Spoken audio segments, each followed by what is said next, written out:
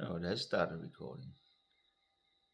I didn't even touch it. I was just like getting close to touching the recording button. Rightio. So, what I've decided to do this evening is talk about Polaris. Now, this is one of the things that the Globers, it's often one of their go-tos. It's like their biggest go-to is, how come you can't see Polaris from Australia? Sorry. I have a bit of a cold. Why can't we see Polaris from Australia? And I have to keep kicking the chair along because obviously we need to look at the map. The North Pole aligns with Polaris. That's actually where the name comes from. Pole. Arise. Well, maybe, I don't know. That means it's up here. So Polaris is up. Arisen from the pole. You have to forgive me, it's a little bit late in the evening and I may or may not have had a little bit of drunkish. Right, yeah, I've just added an extra little light. Hopefully we can see a little bit better now. So we're going to talk about Polaris, and the Glerfs are often talking about why you can't see it. Well, the basic understanding of it is that red line there, that's the equator. Now, why it's called the equator? It's because it's the equidistant point away from the North Pole, all around it, where Polaris vanishes into the convergence point. Now, this is going to be a long and tedious video, and I'm going to spend the time to show how perspective works. I mean, if you don't understand how basic perspective works, I'll explain it in the nutshell so you don't have to sit through this long and tedious video. The basics of it is, if you're looking down a long street with street lights, what you see to your eye is the street appears to ramp upwards towards the convergence point, horizontal. The street lights, on the other hand, because they are actually much higher above your eye level than the ground is beneath your feet. So the street light nearest to you will appear really, really, really tall. The next one will appear quite a little bit shorter, and the next one shorter and shorter and shorter. And eventually they're going to reach that same convergence point, and some of them may quite possibly still be seen beyond the convergence point because they're taller than what you are above the ground. So the convergence point is going to reach a convergence point horizontal to your height above the flat and level surface. Things which are taller will disappear bottom first. I hope that is simple enough that we don't even have to continue this discussion. Thank you for watching. Good evening. Oh, are you still here? All right. So for the dumb fucks who don't understand shit about shit, that's perspective. You could look at it as a orthogonal point of view and consider that's the way the earth looks. Or you could consider it as looking down a street.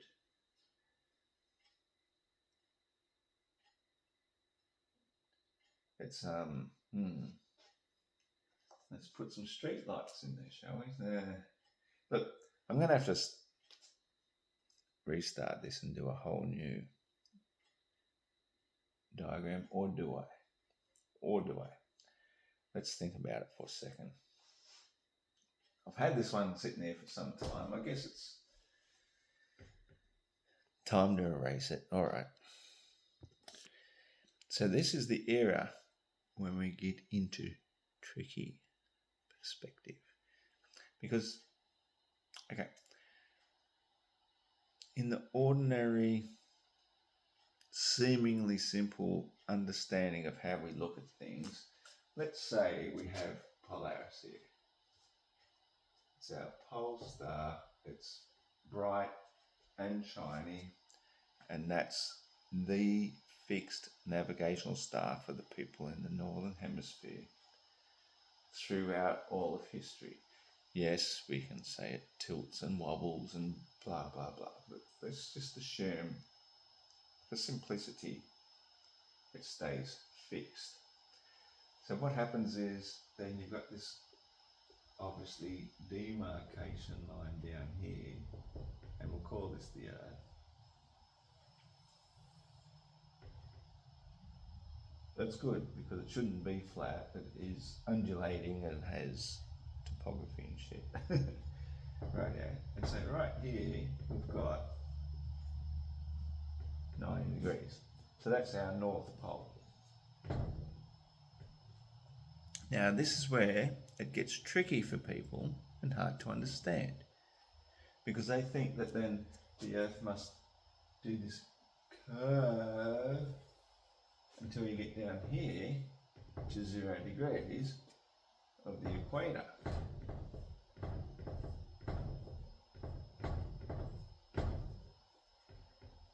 Which to the average person that seems common sense. Well, actually,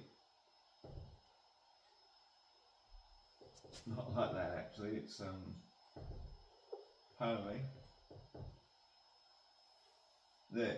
It's at the top of the world. God damn, that's terrible. Terrible diagramming.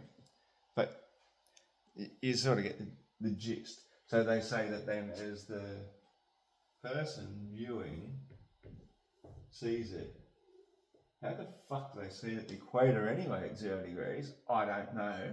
Oh, that's right, they put it way the fuck up there. So it's way up there. See, that's not even Polaris, it's just, I don't know, like 100 badillion, trillion fucking light years away, man. So far that it drives my head in just fucking thinking about it, because the spinning space ball, meanwhile, is going 1.35 times the speed of sound on its axis. Around the sun, 88 times the speed of sound. And the sun is going 670 times the speed of sound in another direction, but Polaris just stays fixed. Alright, it's just, we'll try and fuck that shit off for a bit, because it just looks ugly. In fact, the whole thing looks ugly. So the way the Glerfs do it is they're saying, you know, if this is like 15 degrees north, 30 or whatever, 10, 20, 30, 40, 50, 60, 70, 80, 90. So Polaris here is bang, bang, bang, bang, bang, bang, bang, bang, until 0. And so, of course, to put a curve in the way makes it appear on the horizon down there. This is the thing that most people obviously do not understand about perspective. And I guess this is where I have to get a little bit creative and say, right, you've understood that. Let's piss that all off. And let's just look down a tunnel. Let's just have a normal tunnel, right? That's your tunnel. Train tracks are going into it. What happens at the other end? they disappear down there. So you've got darkness all around here, and the train tracks keep going off into the distance. That's what happens when you're looking down a tunnel. Everything still ramps up to eye level, always. That's probably the worst example I could use, but you got to work with what you've got. So when you're looking at Polaris up in the sky, and you're the person down here on the ground looking up at it, what happens as you move away,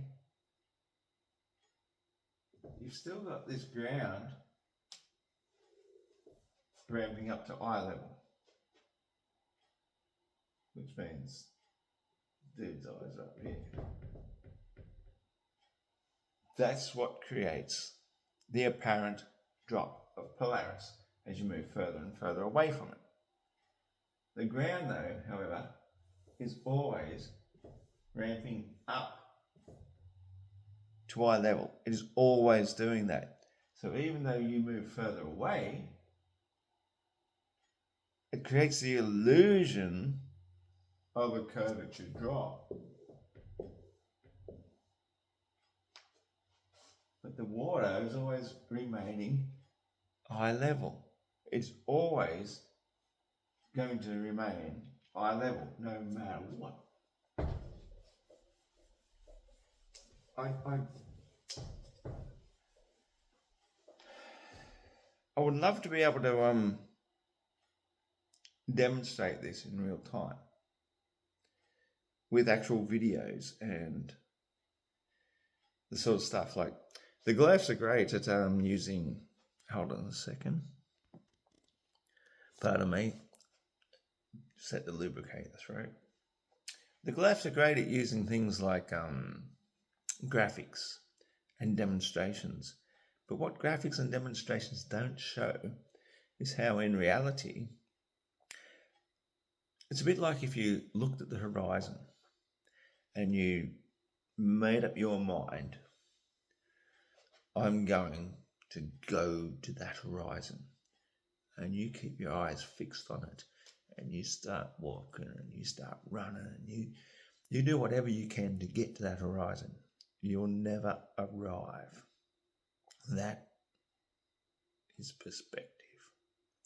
So when you retreat away from something, it appears to get lower and lower to your perspective until eventually you reach this place called the equator, which is the equidistant point away from Polaris, where it has reached 0 degrees in height, and it does not mean that you have gone over the curve and descended into the underworld. Just because you see a big crucifix in the sky and all your ancient superstitious beliefs tell you that, well, when people die, they go into the underworld and we put a crucifix above their grave to mark where they've gone to. This is what ancient superstitious belief has led to for so many centuries. And it's time, it's 2024, it is time we got smarter and stopped believing ancient superstitious myths. Now, just because in the Northern Hemisphere on the 22nd of December, which is the shortest day of the year for those guys, it's actually our longest here in the outer sphere. Just because certain people in the far north who, because they're just surviving, man, they're living under these deciduous, I think it's deciduous or non-deciduous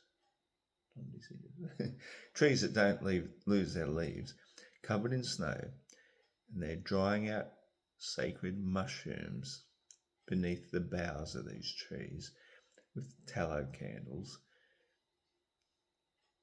It creates a sort of in a permanent 24-hour darkness scene, something that's quite pretty. That's the origins of our Christmas tree. And the reason why we use the red and white colours is because they were drying out fly agaric mushrooms, and these highly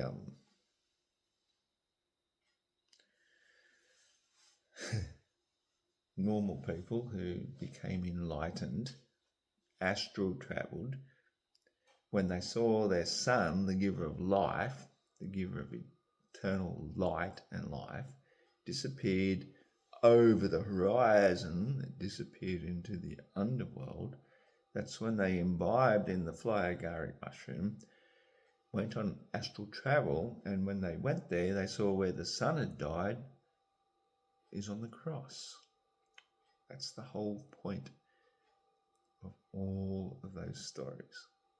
The Son of God dies on the cross, descends into the underworld for 3 days and nights, and what day do we celebrate the birth of Christ? 3 days after the 22nd of December is it's the 25th of December. Hence we have the Christmas tradition where the giver of life and light returns. It's all sun worship. Every last bit of heliocentrism, which when you put something in the center, becomes the place of worship. And what it really does is it denigrates Mother Earth, the womb that we all live within, into a tiny insignificant speck like all the other little demigods that are going around the sun, all the little planets, the wandering stars. The Mother Earth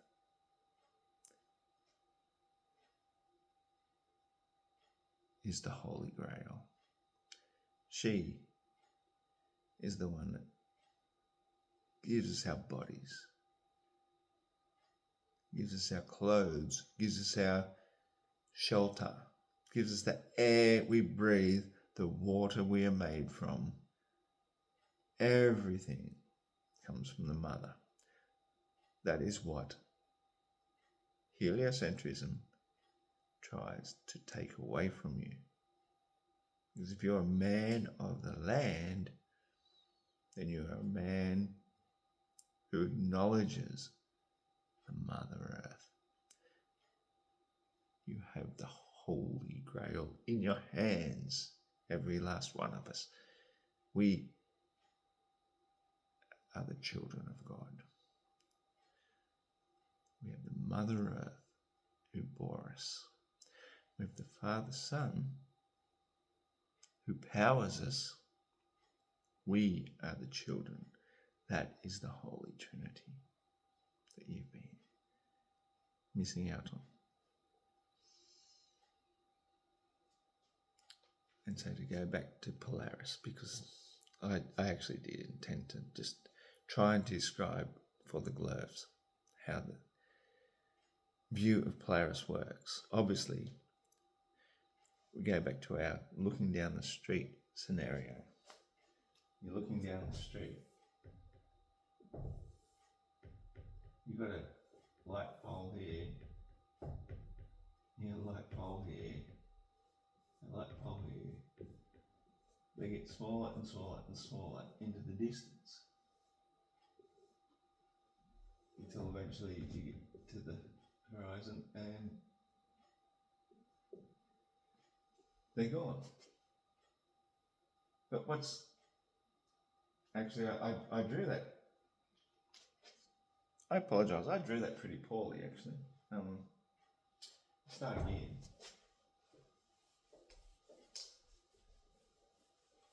Because really what we've got is a straight line in, and we've got the first one is bloody here. So if we drew our road that way, even that's not good. That's not good. That's not good.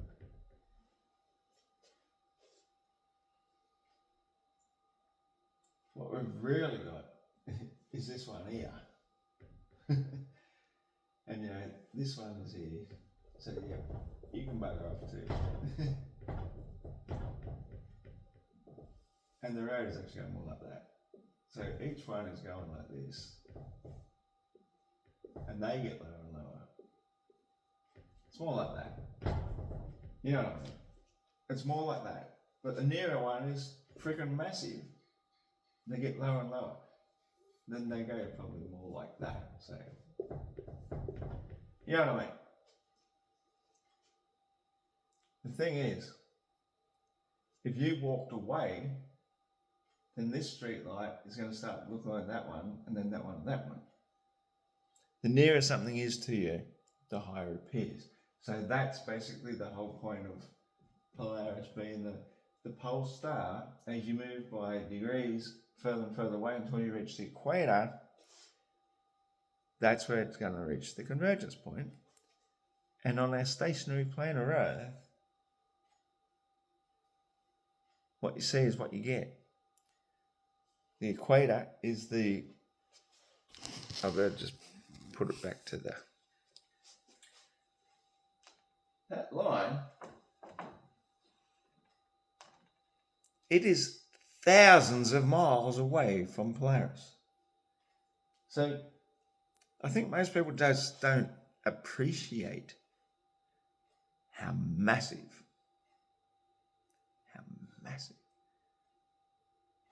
our stationary planar Earth is.